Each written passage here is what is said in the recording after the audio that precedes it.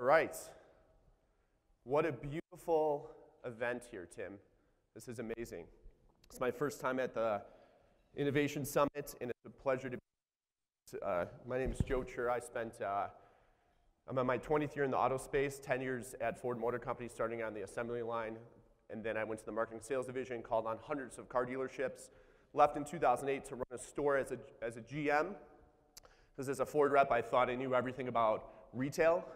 Turns out I knew very, very little, and I learned under fire by desking 4 squares and a bunch of other things right in my first week, so it was a lot of fun. I'm really excited for the next 2 days here. We're going to hear a lot of great presentations regarding trends in our space, SEO, SEM, some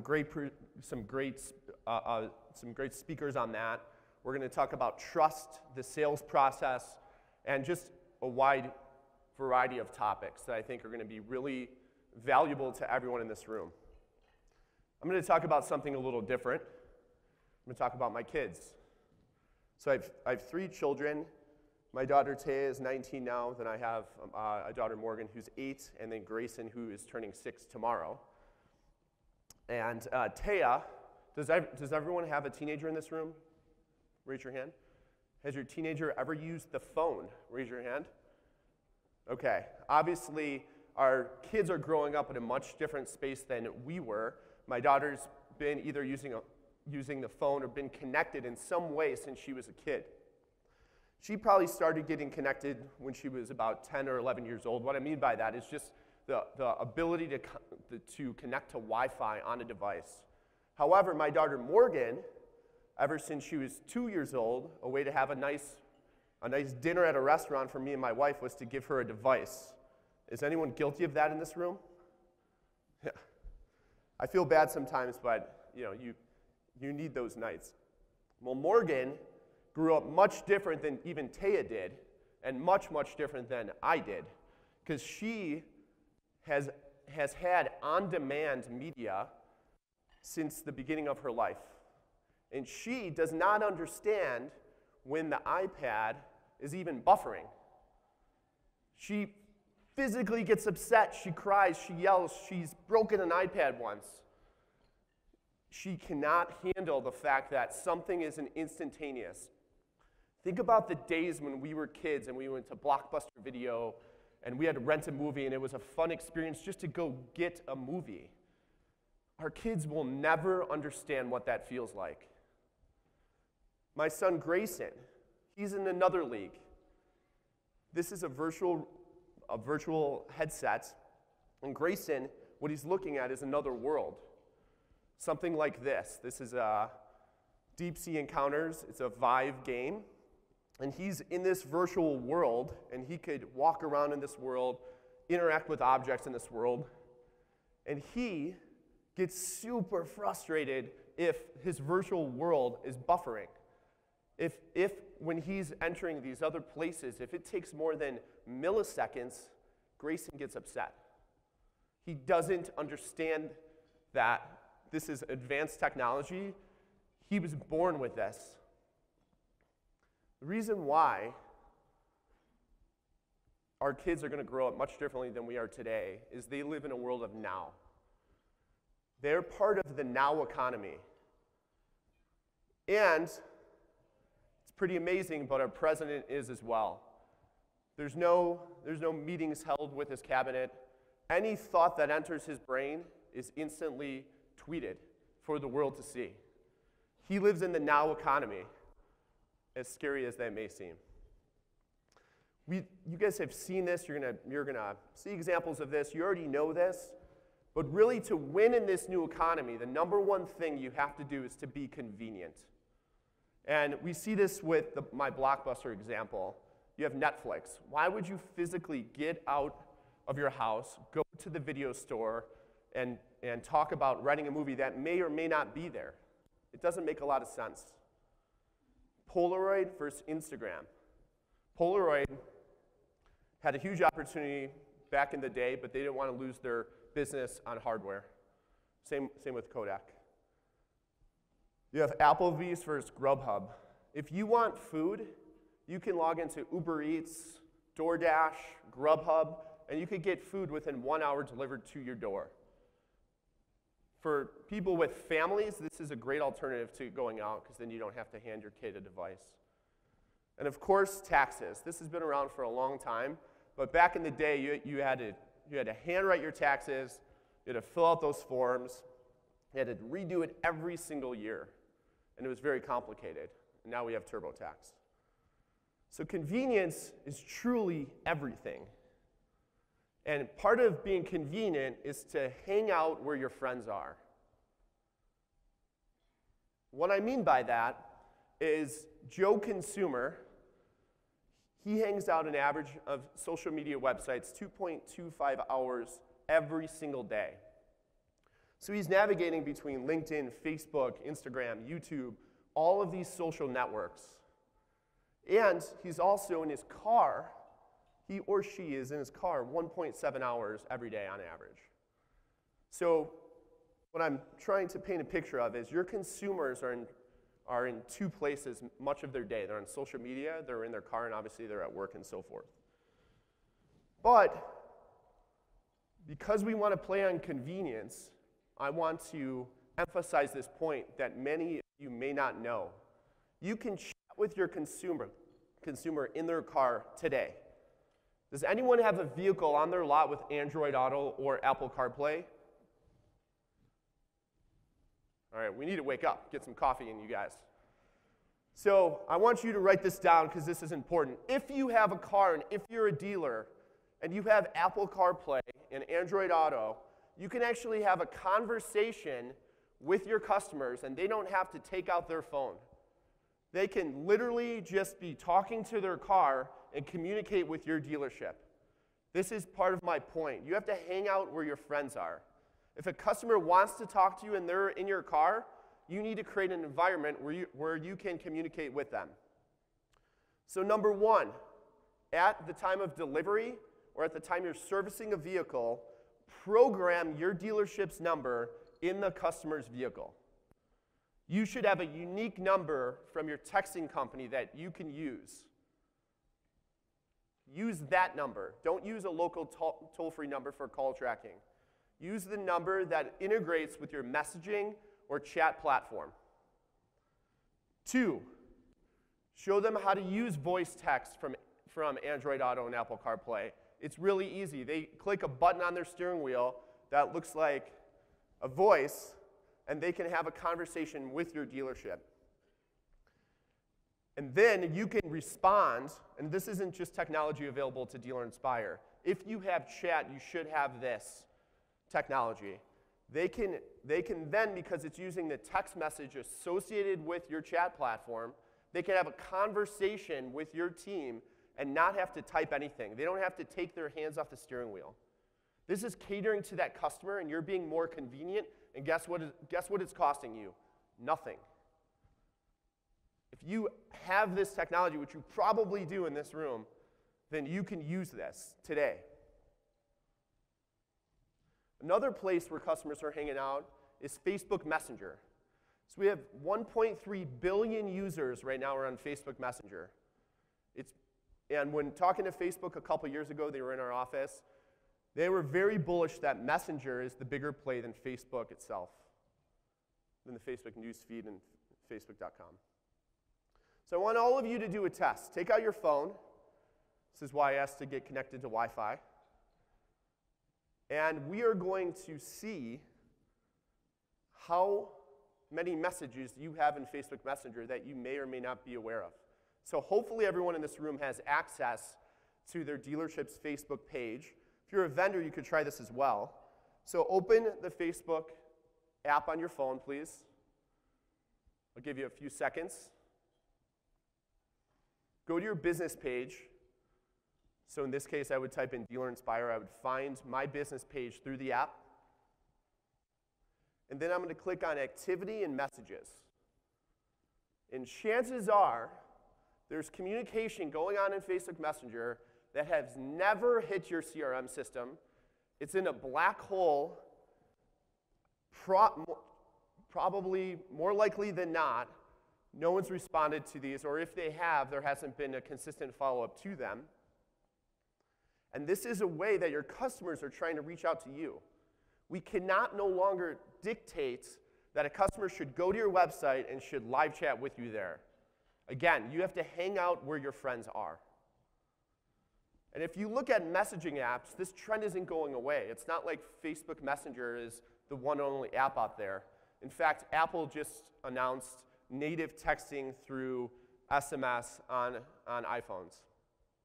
So what that means is if you get that connected properly, a consumer can have a conversation with your business all through texting through the native application.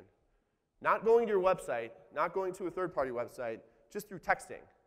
And you could do a lot through there, like look for vehicles, start an online deal, schedule service appointments, and so forth.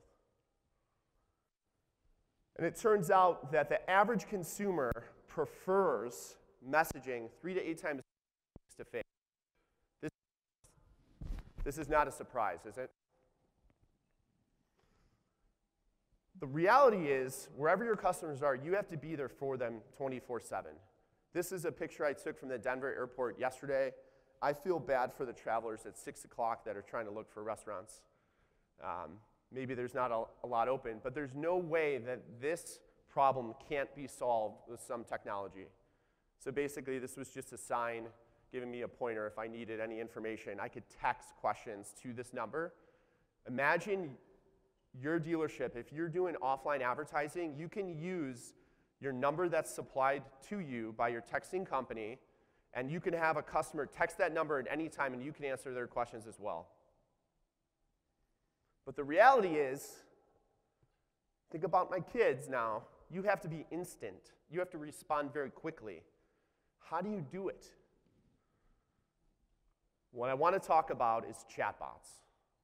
And this is something that we've been working on for a few years at Dealer Inspire, but I think it's going to change the game for a lot of people in this room, especially as we see the kind of the SAR going down and less car sales happening. But chatbots are AI systems that can perform customer service related tasks. And some of the biggest corporations in the world are using these, and you may not even know about it. So Starbucks, Wall Street Journal, Whole Foods, a lot of their messaging is powered by AI. Because the reality is people are slow. So on one end, I'm saying make sure you connect your technology with the consumer. On the other end, I'm saying maybe you don't want a human to be responsible for answering those questions. But AI bots are fast, and they could do a lot of things instantly, and the best part about it is you don't really have to pay for it. You don't have to hire more people because your business is growing, because the automation is going to do it for you. So just an example of a human versus a bot, and you've all experienced this. You've went to live chat on some website, and you started trying to have a conversation, and what happens? You wait for an agent. And it's like calling a telephone company, pressing 1 and just waiting and being transferred and all this information. And the worst part about it is, in most cases, that person that's going to answer is going to know nothing to be able to answer your question. They're just going to try and collect your information for someone else to follow up. Is that convenient? No. It's not fast or convenient, so why do it? It's like doing something by hand, like your taxes, versus by your computer. So what can AI do for your business? Natural language. Using AI and using chatbots and machine learning, you can have natural conversations with your customers, and believe me, once that conversation gets to a certain point, the consumer will lose focus on knowing that, is this a human or is this a bot? Now, bots aren't perfect by any means, but they're intelligent enough to be able to provide answers to a user without it being it looking like it's coming straight from a machine. They can also, in this example here, I don't know if you can see this, they can understand sentiment analysis. So imagine if your customer's having a conversation with your dealership and they're upset. Wouldn't you want to know about that as an owner or a general manager? Well, bot technology can help you understand and provide a score on the probability of that customer's sentiment at that time of communication. Bots can also remember customers. In some cases, humans can't, based on previous interactions. And bots can also make appointments, give directions and hours, answer FAQs, and even unlock pricing. So if you're worried the bot's going to give too much information, or a customer is chatting and they want to know the best price on a vehicle, well, guess what? Through automation, you can collect their information and still provide that answer and still get that lead, which I would call a win-win. What bots aren't great at right now, but they'll get better at over time, one is answering complex questions, offering expert opinions on things, making a nuanced sales pitch, and guaranteeing customer satisfaction. But there's different hybrid models out there. So there's a hybrid where a bot would get stuck, and then it could be transferred to a call center where a human would answer that. So chatbots are the future for a few reasons. One, they're faster than humans can ever be.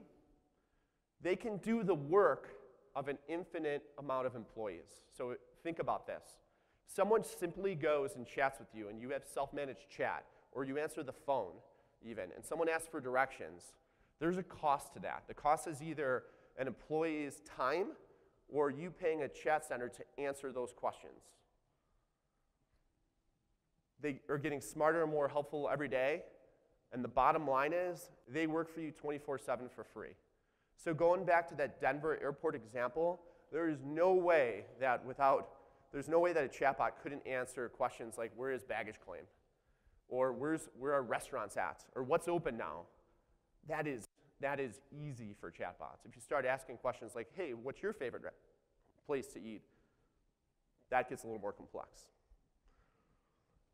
But this is what matters to you, is 29% of customer service positions could be replaced by bots, which equates to $23 billion. So as you are looking for ways to scale your business, as your business grows, pay attention to the technologies that are out there today and what will be out there in the future regarding that. So let's look at a few results so far. So we've been running this for the better part of 4 months. 47% of dealerships' chats were completed 100% by the bot. 41% lead conversion rate. Here's the thing we're working on. 3 out of 5 customer satisfaction rating. So it's not perfect by any means, but that's where it's at today. Where bots go next: evaluate trade-ins, proactively offer personalized deals, describe recommended vehicles, understand the probability to buy, negotiate within a framework of business rules, and offer customized F&I solutions. This will happen based on your business rules that you set up. Because every second matters to a consumer. The other thing you need to think about, and we're thinking about a lot, is knowing that my son Grayson is growing up in this age of speed and convenience. We cannot allow it to pass when customers are searching for vehicles or when they're searching for anything. We need to take seconds to milliseconds. We need to provide places that they could search, not even by using their fingers, just by using their voice, because it's convenient. So what you can do now: hire a bot. Make chat a priority operationally. You may shake your head and think this isn't going to happen. This is happening right now. And we have the opportunity to get ahead of other verticals. Get a real-time digital retailing tool. Train your team for online customer service and follow-up. Look at the in-store experience and find ways to get faster. Introduce digital retailing to that experience. And last but not least, think like a kid. When you are navigating around the web and you're going to your website and you're chatting with your own website and you're testing out these things, how would Grayson and Morgan and your kids react to slowness and something that is not convenient. Thank you.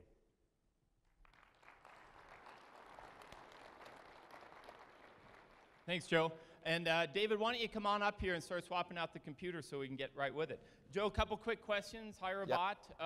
Is there a bad bot? I mean, can you get people more frustrated by, obviously this is a transition. So the trick is when you hire a bot is you don't pretend it's a human.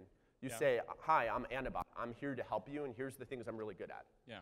And I didn't mean there's a bunch of bots hanging out by the There probably are bad bots out Circuit there. City trying to get hired. And then again, in this transition, a couple of key words that you mentioned there that I want to reiterate. AI, which I mentioned, artificial intelligence, but then again, machine learning, which I think is the implied, what you said, that they learn with every call. So correct. Every call teaches every bot. Yep. So we've ingested 100,000 conversations, real conversations, to train our bot. And with the acquisition of Deal Inspired through cars, that 100,000 is going to go into millions. Good. So it's really exciting. Great. And then again, the sentiment analysis I thought was very interesting because one of the presentations we had at NVIDIA was a guy from MIT talking about, they have these cameras now in the cars to understand whether you're being attentive or not. They're taking it to the next level to try and understand if they can decipher your cognizant attention. In other words, you're looking out the road, but are you thinking about something else? Which is an amazing concept that, and you're doing it through voice analysis, whether, and the other thing about that sentiment, if they're upset, if it's escalating, like is the bot making them more upset or not? And we've seen that too. So we'll look at customer scores that are 1 out of 5, and things go wrong, obviously, because the customer is getting more upset. So those are just corrections we have to make. Awesome. So thank you very much, Joe Chura. Thanks for sharing, and really appreciate it.